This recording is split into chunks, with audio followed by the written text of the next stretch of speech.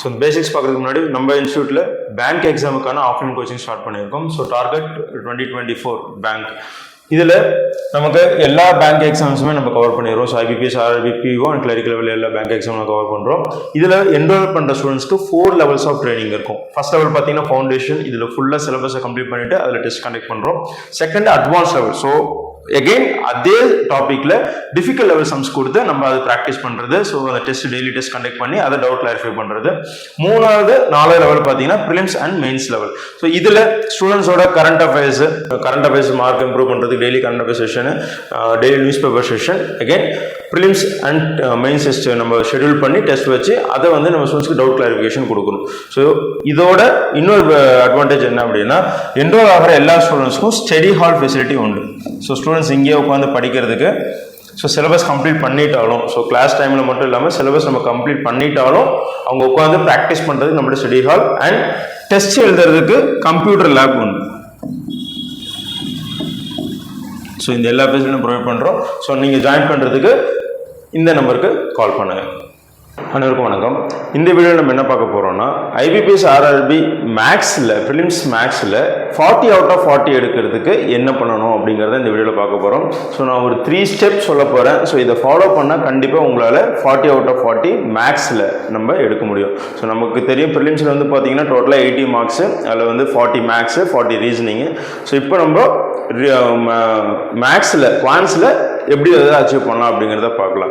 எப்பயுமே ஃபர்ஸ்ட் நம்ம read and answer இந்த கான்செப்ட்குள்ளே நம்ம போனோம் அப்படின்னா கண்டிப்பாக நம்மளால அதை அச்சீவ் பண்ண முடியும். ரீட் அண்ட் ஆன்சர்னா என்ன? ஒரு கொஸ்டினை நம்ம ரீட் பண்ணணும், பென் யூஸ் பண்ணாமல் அதுக்கு ஆன்சர் பண்ணுற எபிலிட்டியை நம்ம டெவலப் பண்ணிக்கிட்டோம் அப்படின்னா கண்டிப்பாக இது நமக்கு சாத்தியம். சரியா? ஸோ நமக்கு எப்போ டைம் வேஸ்ட், நம்ம டைமை கரெக்டாக மேனேஜ் பண்ணணும் அப்படின்னா read and write. So maximum கொஷின்ஸை நம்ம முடிஞ்ச அளவுக்கு படித்து பார்த்துட்டு மைண்டில் கால்குலேட் பண்ணி லிமிடெட் நம்பர் ஆஃப் ஸ்டெப்ஸில் ரொம்ப 1 or 2 ஸ்டெப்ஸ் மேக்ஸிமம், ஸோ அதில் நம்ம சால்வ் பண்ணிட்டோம் அப்படின்னாலே நம்மளால 40 out of 40 எடுத்துட முடியும். ஸோ அதை அச்சீவ் பண்ணுறதுக்கு ஃபர்ஸ்ட் நமக்கு என்னென்ன தேவை அப்படின்னா, அந்த டாபிக்ஸோட பேசிக்ஸ் வந்து நமக்கு, அதாவது இப்போ மேக்ஸ் அப்படின்னு எடுத்துக்கிட்டோன்னு வச்சுக்கோங்களேன், நம்ம டாபிக்ஸ் நிறைய நம்ம பார்க்குறோம். ஸோ டாபிக்ஸ் என்னவா இருந்தாலும் அதை கால்குலேட் பண்ணுறதுக்கு சில பேசிக்ஸ் தேவை. உதாரணத்துக்கு கால்குலேஷன். ஸோ ஒரு கால்குலேஷன் எடுத்துக்கிட்டிங்கன்னா அடிஷன் இருக்குது, சப்ட்ராக்ஷன், மல்டிப்ளிகேஷன், டிவிஷன், இவ்வளோ தான். இந்த கால்குலேஷனும் சில rules and regulations like BODMAS rules, expansion rules, இதெல்லாம் நம்ம தெரிஞ்சுக்கிட்டோம் அப்படின்னாலே நம்ம கால்குலேஷனை நம்ம ஈஸியாக சால்வ் பண்ணிடலாம். அதாவது எல்லாருக்குமே கால்குலேட் பண்ண தெரியும். அக்யூரேசி ரொம்ப இம்பார்ட்டன்ட் இல்லையா? அதே போல் அந்த போர்ட்மாஸ் ரூல், எக்ஸ்பென்ஷன் ரூல் இதெல்லாம் தெரிஞ்சிருந்தால் மட்டும்தான் நம்மளால செம்ம குயிக்காக சால்வ் பண்ண முடியும். ஸோ ஃபஸ்ட்டு இந்த கால்குலேஷனை நமக்கு தெளிவாக சால்வ் பண்ண தெரியணும், அதை ஸ்பீடாக சால்வ் பண்ண தெரியணும். அதுதான் ரொம்ப முக்கியம்.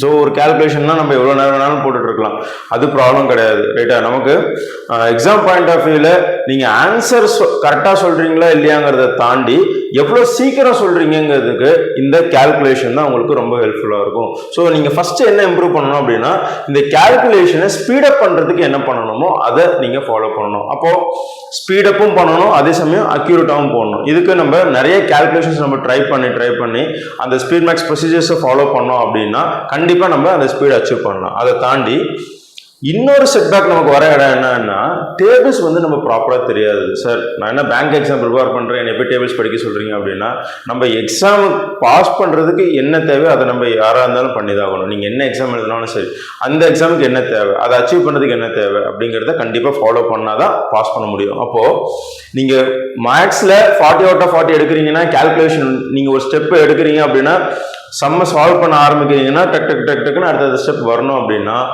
இந்த கால்குலேஷன்ஸ் உங்களுக்கு பக்காவாக தெரிஞ்சிருக்கணும். ஒரு மல்டிப்ளிகேஷன் எப்படி பண்ணணும், டிவைட் எப்படி பண்ணணும் அப்படிங்கிறது தெரிஞ்சிருக்கணும், போர்ட்மாஸ் ரூல் தெரிஞ்சிருக்கணும், எக்ஸ்பென்ஷன் ரூல் தெரிஞ்சிருக்கணும், செகண்ட் டேபிள்ஸ் தெரிஞ்சிருக்கணும். ஏன்னா நமக்கு என்னதான் போர்ட்மாஸ் ரூல்ஸ் அதெல்லாம் தெரிஞ்சிருந்தாலுமே நமக்கு கட் பண்ணணும் இல்லையா? இப்போ உதாரணத்துக்கு 169 / 13 அப்படின்னு வருதுன்னா, அப்போ இந்த இடத்துல இதையும் நம்ம என்ன பண்ணணும், டிவைட் பண்ண தெரியணும். இது தெரியல அப்படின்னா நம்ம என்ன பண்ண முடியாது, ஃபாஸ்டா எக்ஸிக்யூட் பண்ண முடியாது, ஆன்சருமே நம்மளால சொல்ல முடியாது. அப்போ டேபிள்ஸ் வந்து நமக்கு பாத்தீங்க அப்படின்னா ரொம்ப முக்கியம்.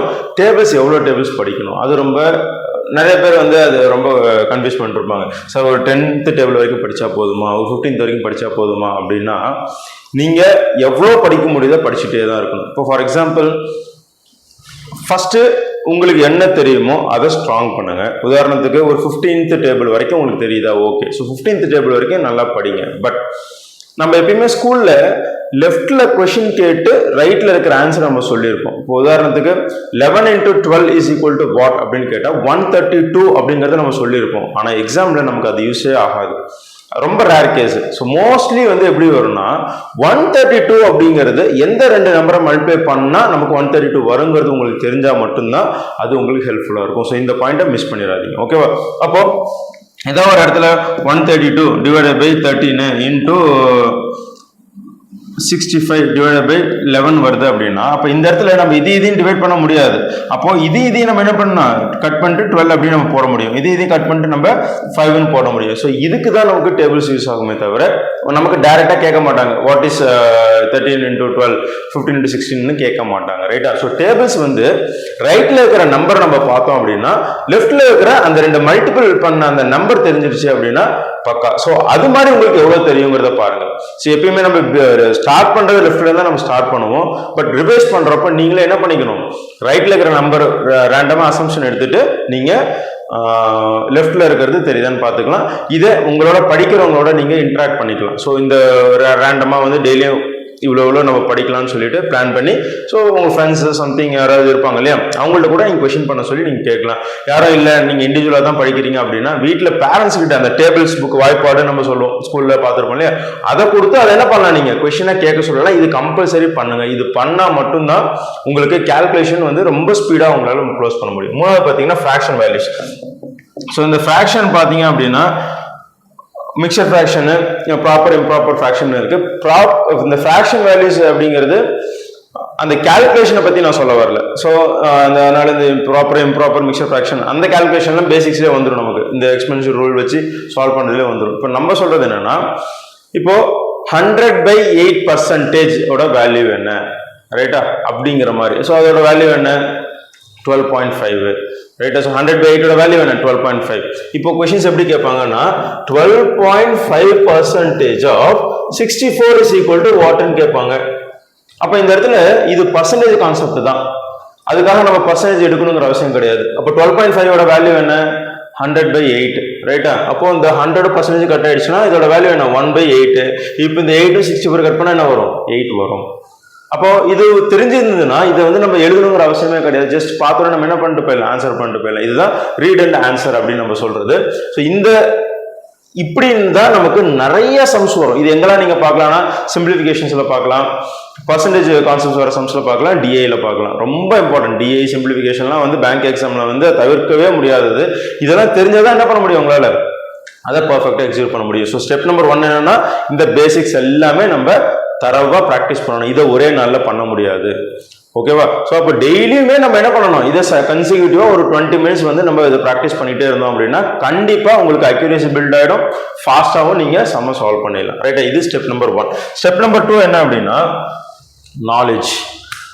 இப்போ மேத்ஸ்ல பாத்தீங்கன்னா நமக்கு நிறைய டாபிக்ஸ் இருக்கு. இதுல வந்து சிம்பிளிஃபிகேஷன் சம் அப்படின்னு பார்த்தோம்னா கொஞ்சம் ஈஸியானதுன்னு பார்த்தோம் அப்படின்னா simplification, approximation, DI, next quadratic equation, number series. இதை தாண்டி வர மீதி இருக்கிற அப்ளிகேஷன் வேர்ட் ப்ராப்ளம்ஸ்னு சொல்லுவாங்க, அப்ளிகேஷன் சம்ஸ்னு சொல்லுவாங்க, ratio, percentage, profit and loss, simple interest, compound interest, mensuration. So இதெல்லாம் பார்த்தீங்கன்னா அப்ளிகேஷன்ஸ்ல வந்துடும், சரியா? இப்போ இந்த டாபிக்லாம் சால்வ் பண்றதுக்கு உங்களுக்கு பேசிக் கால்குலேஷன் நாலேஜ் இருந்தாலே போதும், நம்ம மேக்ஸிமம் சால்வ் பண்ணிடலாம். இப்போ டிஏ எல்லாம் எடுத்துக்கிட்டோம் அப்படின்னா கான்செப்ட் கொஞ்சம் தான், கால்குலேஷன் ஜாஸ்தியா வரும். நம்ம ரொம்ப அதாவது எல்லாத்தையுமே கான்செப்ட் கொஞ்சம் தான். நான் மீன் பண்றது என்னன்னா ஈஸியா லேர்ன் பண்ணிக்கலாம். ஒரு டிஐ வந்து நமக்கு ஈஸியா லேர்ன் பண்ணிக்க முடியும், ஓகேவா? ஒன்லி அந்த சார்ட்ல இருந்து அந்த டயக்ராம் வந்து எப்படி டேட்டாவை நம்ம எடுக்கிறதுன்னு தெரிஞ்சுக்கிட்டா போதும். சிம்பிளிஃபிகேஷன் டேரக்டா கொஸ்டினை கொடுத்துட்றாங்க, நம்பர் சீரீஸ் அதில் சின்ன சின்ன கான்செப்ட்ஸ் இருக்கு. ஸோ அதை நீங்க தெரிஞ்சுக்கிட்டா போதும். இதுவே அப்ளிகேஷன்ல பாத்தீங்க அப்படின்னா ஒவ்வொரு டாபிக்குமே ஒவ்வொரு கான்செப்ட்ஸ் இருக்கும். அந்த கான்செப்டை வந்து நம்ம தெரிஞ்சுக்கணும், ஓகேவா? நீங்க கான்செப்ட் தான் லேர்ன் பண்ணணுமே ஒழிய மெமரி பண்ணவே கூடாது. ஒரு சப்ஜெக்ட் மேக்ஸ்ல வந்து 80 to 90% வந்து கான்செப்டா லேர்ன் பண்ணாதான் நம்ம எக்ஸாம் கிராக் பண்ண முடியும். ஏன்னா ஒண்ணு ஞாபகம் வச்சுக்கோங்க, நீங்க படிக்கிற எந்த கொஸ்டினுமே எங்க வரப்போறது கிடையாது, எக்ஸாமில் கேட்க போகிறது கிடையாது. ஸ்கூலில் நம்ம புக் பேக் கொஷின் கேட்ட மாதிரி இங்கே கேட்க போகிறது கிடையாது. எல்லாமே இண்டிவிஜுவல் கான்செப்டை பேஸ் பண்ணி தான் கொஷின் கேட்பாங்க. சம்டைம்ஸ் ரேஷியோ மட்டும் கேட்கலாம், சம்டைம்ஸ் டைம் அண்ட் ஒர்க்கில் ரேஷியோ இம்ப்ளிமெண்ட் பண்ணி கேட்கலாம், டைம் அண்ட் ஒர்க்கில் வந்து நம்ம பர்சன்டேஜ் இன்க்ளூட் பண்ணி கேட்கலாம். ஸோ இந்த மாதிரி இருக்கிறதுனால இங்கே வந்து நீங்கள் கான்செப்டாக தான் லேர்ன் பண்ணணும். எக்ஸப்ட் ஃபியூ டாபிக்ஸ், அதாவது நான் 100% கான்செப்டாக போங்கன்னு நான் சொல்லலை. இப்போ உதாரணத்துக்கு மென்சுரேஷன்லாம் எடுத்துக்கிட்டோம் அப்படின்னா ஃபார்முலா தான் பேஸு. ஃபார்முலாவை எப்படி கொண்டு வராங்கங்கிற ஒரு அண்டர்ஸ்டாண்டிங்கோட அதை படிச்சோம் அப்படின்னா ஈஸி. அதை வந்து நம்ம ரொம்ப ஃபுல்லாக மெமரி பண்ணணுங்கிறது கிடையாது. அதே சமயம் சிம்பிள்னஸ், காம்பவுண்டர்ஸ், இந்த மாதிரி ஒரு சில டாபிக்ஸை மட்டும் நம்ம ஃபார்முலா வச்சுட்டு மீதி ratio, percentage, profit and loss இதெல்லாம் கண்டிப்பாக நீங்கள் கான்செப்டுவலாக தான் படிக்கணும். அப்படி படித்தா மட்டும்தான் அந்த கொஷின்ஸை நீங்கள் ஈஸியாக சால்வ் பண்ண முடியும். ஸோ அந்த சப்ஜெக்டில் ஃபஸ்ட்டு நீங்கள் நாலேஜை பில்ட் பண்ணிட்டு தான் நீங்கள் ஸ்பீடுக்கே வரணும். இப்போ வந்து நம்ம ஒரு கொஷின் வந்து நமக்கு எக்ஸாமில் சால்வ் பண்ணி 30 to 45 செகண்ட்ஸ் தான் இருக்குது அப்படின்னா, நாலேஜ் இல்லைன்னு வச்சுக்கோங்களேன், உங்களால் அந்த கொஷினை வந்து அந்த டைமில் அப்ரோச் பண்ணவே முடியாது. சரியா? ஸோ நாலேஜ் வந்து ரொம்ப இம்பார்ட்டன்ட். நாலேஜுங்கிறது நான் என்ன சொல்ல வரேன்னா, ஒரு டாப்பிக்கில் மேக்ஸிமம் நம்பர் ஆஃப் சம்ஸ் நீங்கள், அதாவது ஒரு 300 to 400 சம்ஸ் நீங்கள் ஒர்க் அவுட் பண்ணியிருந்தாங்கன்னா, டிஃப்ரெண்ட் சம்ஸ் ஒர்க் அவுட் பண்ணியிருந்தாங்க, அந்த டாப்பிக்கோட ஃபுல் டெப்த் உங்களுக்கு கிடைச்சிருக்கும். ரெண்டாவது வேற டாப்பிக்கோட மிங்கிள் பண்ணி கேட்டாலும் அதை அப்ரோச் பண்ண உங்களுக்கு தெரிஞ்சிருக்கும். அதை தான் நம்ம நாலேஜ்னு நம்ம சொல்கிறோம். நாலேஜை பில்ட் பண்ணிட்டு தான் ஸ்பீடுக்கு வர முடியுமே வெளியே, நாலேஜே பில்ட் பண்ணாமல் உங்களால் என்ன பண்ண முடியாது, ஸ்பீடை டெவலப் பண்ணவே முடியாது. ஓகேவா? ஸோ அதை நல்லா புரிஞ்சுக்கோங்க. ஒரு நம்ம நடக்க தெரிஞ்சாதான் ஓட முடியும், நடக்கவே தெரியலன்றப்ப நம்ம என்ன பண்ண முடியாது, ஓட முடியாது. ஸோ அந்த பாயிண்ட் நான் வச்சுக்கோங்க. சரியா? ஸோ நாலேஜை டெவலப் பண்ண நான் கான்செப்ட் வைஸாக படிக்கணும். சிலபஸ் என்னங்கிறத நம்ம தெரிஞ்சுக்கணும். சிலபஸ் வந்து இதான் சொன்னேன் இல்லையா? ஸோ இதுதான் நம்ம பார்த்துட்டு நம்ம அப்ளிகேஷன் சம்ஸும் பார்க்கணும், ரெண்டுமே பார்க்கணும். எதையுமே நீங்கள் மிஸ் பண்ணக்கூடாது. ஒரு டாபிக் கூட நீங்கள் மிஸ் பண்ணவே கூடாது. சரியா? ஸோ இந்த டாபிக் நமக்கு ஈஸி, இந்த டாபிக் கஷ்டம் அப்படிங்கிறதுலாம் எதுவுமே கிடையாது. எல்லா டாபிக்குமே ஈஸி தான். அதை ப்ரிப்பேர் பண்ணுற விதத்தில் தான் இருக்குது, நீங்கள் எப்படி லேர்ன் பண்ணுறீங்கிறது தான் இருக்குது. ஓகேவா? ஸோ நம்ம வந்து பார்த்தீங்கன்னா IBPS RRBP ஒர்க்கு கான்செப்ட்ஸை நம்ம வீடியோஸ் போடுறோம், அதை ஃபாலோ பண்ணுங்கள். சரியா? ஸோ உங்களுக்கு கண்டிப்பாக அது ரொம்ப ஹெல்ப்ஃபுல்லாக இருக்கும். அடுத்தது ப்ராக்டிஸ். ஸோ இந்த ப்ராக்டிஸ்ன்னு பார்த்தோம் அப்படின்னா ஃபர்ஸ்ட் டெஸ்ட் எழுதி பார்க்கறது. டெஸ்ட்டை மிஸ் பண்ணவே கூடாது. நம்ம நிறைய ஸ்டூடெண்ட்ஸ் என்ன பண்ணுறாங்கன்னா, ப்ராக்டிஸ் பண்ணுறப்போ ஒரு ப்ரிப்பரேஷன் பண்ணுறப்போ காட்டுற இன்ட்ரெஸ்ட்டை விட டெஸ்ட்டுன்னு வரப்போ உங்களுக்கு என்ன ஆகிடுது, இன்ட்ரெஸ்ட் வந்து குறைஞ்சிருது. என்ன காரணம்? நமக்கு டெஸ்ட்டுன்னு எழுதுனா ஒரு 10 கொஷின், ஒரு 15 கொஷின் நம்ம டெஸ்ட் எழுதுறோம்னா 3 கொஷின் 4 கொஷின் தான் நமக்கு தெரியுது. என்னடா நமக்கு மார்க்கே வரமாட்டேங்குது, நம்ம இவ்வளோ தூரம் நேரத்தை செலவு பண்ணுறோம் ஆனால் வந்து நமக்கு மார்க் வரமாட்டேங்குது அப்படின்னு சொல்லிட்டு ஃபீல் பண்ணுவாங்க. ஒன்று தெரிஞ்சுக்கோங்க, அப்படி மார்க் வரல அப்படின்னா இன்னும் நம்ம ப்ரிப்பேர் பண்ண வேண்டியது இன்னும் ஜாஸ்தியாக இருக்குன்னு அர்த்தம். அப்போது ஒரு டெஸ்ட் எழுதுறீங்க, நீங்கள் வந்து மார்க் கம்மியாக எடுக்கிறீங்க அப்படின்னா அந்த டாப்பிக்கில் நீங்கள் எவ்வளோ சம்ஸ் இது வரைக்கும் ஒர்க் அவுட் பண்ணியிருக்கீங்கிறத நீங்கள் யோசிச்சு பாருங்கள். எதுவுமே ப்ராக்டிஸ் பண்ணாமல் நம்ம வந்து மார்க் எடுக்கணும் அப்படின்னா அது முடியாது. புரியுதா? நீங்கள் ஒரு பிகினராக இருக்கீங்க, இப்போ தான் நீங்கள் டெஸ்ட் எழுத ஆரம்பிக்கிறீங்கன்னா இதெல்லாம் சகஜம். நமக்கு 20 கொஷினில் 10 கொஷின் தான் தெரிஞ்சிருக்கலாம், 5 கொஷின் தெரிஞ்சிருக்கலாம், ஏன் ஒன்றுமே தெரியாமல் கூட இருக்கலாம். அதெல்லாம் ப்ராப்ளமே கிடையாது. அப்போ தெரியல, ஓகே, அப்போ தெரிஞ்சுக்கணும். அந்த மென்டாலிட்டி இருக்கணும் எப்பயுமே. அதை தாண்டிட்டு இவ்வளோ மார்க் தான் வருதுன்ற மாதிரி நீங்கள் ஃபீல் பண்ண ஆரம்பிச்சிட்டிங்கன்னா பேங்க் எக்ஸாம் கிளியர் பண்ணவே முடியாது. ஓகேவா? ஒரு டாப்பிக்கில் வந்து ஒரு 500 சம் நீங்கள் சால்வ் பண்ணிட்டீங்க, அப்போ ஆன்சர் வரலன்னா யோசிக்கலாம், அப்போ என்ன ரீசனுங்கிறது யோசிக்கலாம். அப்படி 300லேருந்து 500 சம் நீங்கள் சால்வ் பண்ணிட்டீங்கன்னா ஆன்சர் தெரியாமல் இருக்க வாய்ப்பே கிடையாது. மேபி லேட் ஆகலாம், அது கால்குலேஷன் மிஸ்டேக். நம்ம எங்கே நம்ம ரிவைஸ் பண்ண வேண்டியதாக இருக்கும், பேசிக்ஸ், கால்குலேஷன்ஸு, அந்த டேபிள்ஸு அதான் நம்ம ஃபாலோ பண்ண வேண்டியதாக இருக்கும். ரைட்டா? அது கான்செப்ட் ஏதாவது நம்ம மிஸ் அண்டர்ஸ்டாண்ட் பண்ணியிருந்தோம் அப்படின்னா அதை நம்ம லேர்ன் பண்ணுற மாதிரி இருக்கும். இதை தவிர்த்து வேறு எந்த ஒரு ரீசனுமே இருக்க வாய்ப்பே இல்லை. ஸோ டெஸ்ட்டு வந்து நம்ம ப்ராப்பராக எழுதணும். டெஸ்ட்டுன்னா டெஸ்ட் எழுதணும், அதை வந்து ஸ்கிப் பண்ணவே கூடாது. சில பேர் ஸ்கிப் பண்ணிடுவாங்க, அந்த மாதிரி பண்ணவே கூடாது. டெஸ்ட் வந்து ப்ராப்பராக எழுதணும். நெக்ஸ்ட்டு முக்கியமான விஷயம்னா அனலைஸ் பண்ணணும். ஸோ அனலைஸ் பண்ணுறப்போ கவனிக்கோங்க, எதுக்கு டெஸ்ட் எழுதுறதுன்னா நம்ம ஒரு டாபிக் எந்த அளவுக்கு ப்ரிப்பேர் பண்ணியிருக்கோம் அப்படிங்கிறத நம்ம தெரிஞ்சுக்கிறதுக்காக தான், வேறு யாருக்காகவும் நீங்கள் டெஸ்ட் எழுதலை. ஓகேவா? நீங்கள் டைரெக்டாக போயிட்டு எக்ஸாம் சென்டரில் போய் டெஸ்ட் எழுதுனீங்கன்னா கண்டிப்பாக வந்து பெட்டர் ரிசல்ட்ஸ் வரவே வராது. ஓகேவா? டெஸ்ட்டுங்கிறது நம்ம அனலைஸ் பண்ணுறதுக்கு, நம்ம என்ன படிச்சிருக்கோம், எது நமக்கு தெரியுது, எது நமக்கு தெரியல, எப்படி நம்மளால் டைம் மேனேஜ் பண்ண முடியுது, இதெல்லாம் தெரிஞ்சுக்கிறதுக்காக தான் டெஸ்ட் எழுதுறீங்க. அதை ஷெட்யூல் பண்ணி ப்ராப்பராக எழுதணும். ஸ்கிப் பண்ணவே கூடாது. ஸ்கிப் பண்ணவே கூடாது. எனி ரீசன்ஸ் டெஸ்ட்டை ஸ்கிப் பண்ணவே கூடாது. நீங்கள் ஒரு ஷெட்யூல் போடுறீங்க அப்படின்னா கண்டிப்பாக என்ன பண்ணணும், அதை நீங்கள் கண்டிப்பாக ஃபாலோ பண்ணணும். நெக்ஸ்ட்டு இந்த பார்ட்டு தான் நிறைய பேர் மிஸ் பண்ணிடுறது, அனலைஸ் பண்ணுறதே கிடையாது. இந்த இடத்துல நீங்கள் டெஸ்ட்டை மட்டும் கொஷின் பேப்பரை வந்து டெய்லியும் ஒரு டெஸ்ட் எழுதுறீங்க, செக்ஷன் டெஸ்ட்டோ டாபிக் டெஸ்ட்டோ வாட் எவர் இட் இஸ், 100% கொஷினை நீங்கள் தெரிஞ்சுக்கிட்டு தான் அடுத்த டெஸ்ட்டுக்கு போகணும். இந்த ஹேபிட் வச்சுக்கோங்க, கண்டிப்பாக நீங்கள் எக்ஸாம் கிளியர், டவுட்டே கிடையாது. ஸோ 100% கொஷின் அப்படின்னா என்ன அர்த்தம்? ஒரு டாபிக் எடுக்கிறீங்க, இப்போ ரேஷியோ இருக்குன்னா 20 கொஷின் டெஸ்ட் எழுதுறீங்க. டெஸ்ட் எழுதுறப்ப நீங்கள் ஒரு 5 கொஷின் போட்டிருந்துருக்கலாம், 10 15 வாட் எவர் இட் இஸ் போட்டிருந்துருக்கலாம், சரியா? ஸோ 10 கொஷின் நான் போட்டிருக்கேன், அப்போ இன்னும் 10 கொஷின் என்ன பண்ண வேண்டியது இருக்குது? நான் தெரிஞ்சிக்க வேண்டியது இருக்குது, ரைட்டா? மேபி எக்ஸாம் டைமில் உங்களால் அதை பார்க்க முடியாமலே போயிருந்துருக்கலாம், டைம் பத்தாததுனால, அல்லது பார்த்தும் மிஸ்டேக் பண்ண சம்ஸும் நமக்கு இருக்கலாம், ஓகேவா? அதை உட்காந்து என்ன பண்ணணும்? நீங்கள் அனலைஸ் பண்ணணும். இதில் தான் உங்களோட சக்ஸஸே இருக்குது. இந்த அனலைஸ் பண்ணுறது, டெஸ்ட் எழுதுறது ரெண்டும் கரெக்டாக நீங்கள் கோஆர்டினேட் பண்ணிட்டு வந்துட்டீங்கன்னா ஒரு கொஞ்ச நாளே உங்களால் என்ன பண்ணிட முடியும்? அந்த டாப்பிக்கு நீங்கள் தனியாக டைம் ஸ்பெண்ட் பண்ணணுங்கிற அவசியமே கிடையாது. இதை மிஸ் பண்ணுறப்ப தான் என்ன பண்ணணும்னா, நம்ம ஒரு டாப்பிக்கு ரொம்ப நாள் நம்ம நேரத்தை செலவு பண்ணிட்டே இருப்போம். ஸோ அனலைஸ் 2 விதமாக பண்ணுங்க. ஒன்று, அன்அட்டெம்ப்டட் கொஷின்ஸை நீங்கள் வந்து திரும்பி ஒர்க் அவுட் பண்ணி பாருங்க தனியாக, அதே டைம் வச்சு. ஓகே, நமக்கு இந்த கொஷின்ஸ் இருக்கு, இவ்வளோ டைம் வச்சு நம்ம ஒர்க் அவுட் பண்ணி பார்க்கலாம்னு சொல்லிட்டு ஒர்க் அவுட் பண்ணுங்க. செகண்டு, அட்டெம்ப்ட் பண்ண கொஷின்ஸு ஏன் நம்ம டைம் ஜாஸ்தியாக எடுத்திருக்கோம், இது ரொம்ப இம்பார்ட்டன்ட்.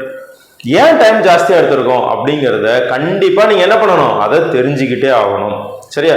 அதை தெரிஞ்சுக்கணும், அப்போ தான் டைமை வந்து சேவ் பண்ண முடியும். அப்போது ஒரு எக்ஸாமில் 20 நிமிஷத்தில் நம்ம 35 கொஷின் அட்டன் பண்ணணும் அப்படின்னா, அப்போ யோசிச்சு பார்த்துக்கோங்க. அப்போ ஒரு கொஷினுக்கு 45 செகண்ட்ஸ், ஆனால் நம்மளால வந்து ஒரு 10 கொஷின் தான் அட்டன் பண்ண முடியுதுன்னா என்ன அர்த்தம்? நீங்கள் வேற ஒரு கொஷினுக்கு எடுத்துக்க வேண்டிய டைமிங் இதுக்கே எடுத்திருக்கீங்க.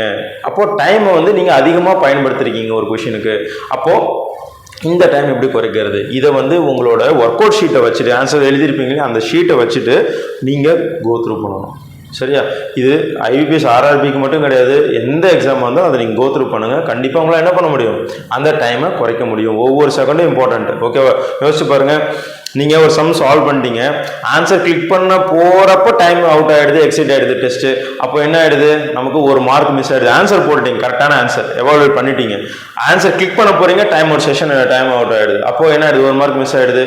ஓகே, ஒரு மார்க் தான் போனால் போயிட்டு போகுது. கட் ஆஃப் வரப்போ அந்த ஒரு மார்க்கில் உங்கள் கட் ஆஃப் மிஸ் ஆகிருந்தா அது எவ்வளோ பெரிய இழப்பு நமக்கு, ரைட்டா? ஸோ ஒவ்வொரு செகண்டுமே நம்ம மைண்ட் பண்ணி தான் ஒரு பேங்கர்ஸ் இருக்கணுமே ஒழிய நம்ம வந்து ஏனோ தானோ அப்படின்னு இருந்துடக்கூடாது. ஸோ ஒவ்வொரு செகண்டும் நம்ம எப்படி கெயின் பண்ணுறது? ஏன்னா நமக்கு இருக்கிறது மொத்தம் 60 நிமிஷம் தான். ஒரு ப்ரிலிம்ஸ்னு எடுத்துக்கிட்டோம் அப்படின்னா அதில் ஒவ்வொரு செகண்டுமே வேலிட். நமக்கு 24 மணி நேரம் டைம் கிடையாது. ஒரு செகண்டோ 2 செகண்டையும் நம்ம ஸ்கிப் பண்ணிட்டு போகிறது. 60 நிமிஷத்தில் ஒவ்வொரு செகண்டுமே நமக்கு என்னது? வேலிடான செகண்ட்ஸ் தான். சரி, அதை ஃபாலோ பண்ணணும். நெக்ஸ்ட்டு, நீங்கள் டெஸ்ட் எழுதுறப்ப பார்த்தீங்கன்னா சில டாபிக்ஸ் வந்து உங்களுக்கு ரொம்ப லேகிங்கில் இருக்கும். இருக்குன்னா அதில் வந்து உங்களால் சம்ஸ் அதிகமாக உங்களால் ஒர்க் அவுட் பண்ண முடியாது.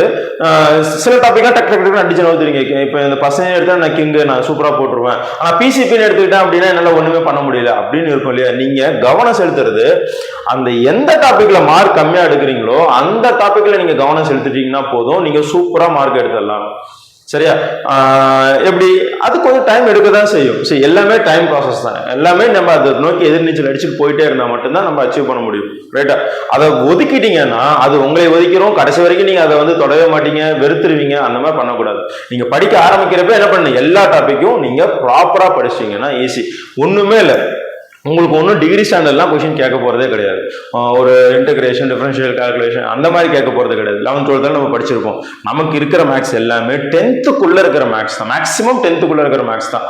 ரொம்ப அதை தாண்டி போகிறது இல்லை. பட் ஒரு 10th இருக்கிற மேக்ஸை ஒரு டிகிரிக்கு கொடுக்குறான் அப்படின்னா அப்போ அதுல என்ன டிஃபரன்ஸ் காட்டுறது? ஒரு ஸ்கூல் படிக்கிற பையனுக்கு வந்து இதை வந்து நம்ம நார்மலா 2 மார்க் 5 மார்க் நம்ம சால்வ் பண்றோம். பட் நம்ம ஒரு டிகிரி முடிச்சுட்டு பேங்க் எக்ஸாம் எழுத வரோம். அப்போ எதுல டிஃபரன்ஸ் காட்டுவோம்? நீங்க எவ்வளவு குயிக்கா ரெஸ்பான்ஸ் பண்றீங்க இல்லையா? அதுக்கு தான் டெஸ்ட் வைக்கிறது. அப்போ அந்த குயிக்கா ரெஸ்பான்ஸ் பண்றீங்கன்னா உங்களோட ஒரிஜினாலிட்டியை நம்ம அங்கே காட்டுறதுக்கு இதெல்லாம் நம்ம ஃபாலோ பண்ணணும். இந்த 3 ஸ்டெப் ஃபார்முலா நீங்க ஃபாலோ பண்ணுங்க.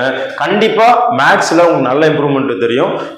நீங்க ஆல்ரெடி ப்ரிப்பேர் பண்ணிட்டு இருக்கீங்கன்னா நீங்க 40 out of 40 டெஃபினட்டா எடுக்க முடியும். லாஸ்டா ஒன்று மட்டும் சொல்லிடுறேன், ரீடிங் வந்து ரொம்ப இம்பார்ட்டன்ட். சரி, டெஸ்ட் எல்லாம் எழுதிட்டோம், நம்ம ஆன்லைன் எக்ஸாம் எழுதுறோம். அப்போ ஸ்கிரீன்ல இருக்கிற சம்ம வாசிக்கிற அந்த கெப்பாசிட்டி, அதாவது படிக்கிறப்பயே நம்ம என்ன பண்ணிடணும்? படிச்சு முடிச்ச உடனே அந்த கால்குலேஷன்ஸ் வந்து நம்ம பண்ண ஆரம்பிச்சிடணும்.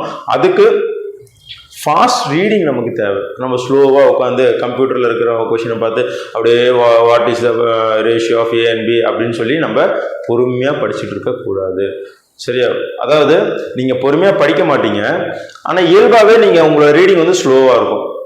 புரியுது? நீங்கள் ஃபாஸ்ட்டாக படிக்கிறத நினைப்போம், ஆனால் ரீடிங் வந்து ஸ்லோவாக இருக்கும். So fast reading with better understanding நமக்கு வேணும். இருந்துச்சுன்னா நம்ம என்ன பண்ணிடலாம், கொஸ்டினை நம்ம டக்குன்னு நம்ம சால்வ் பண்ணிடலாம். ஓகேவா?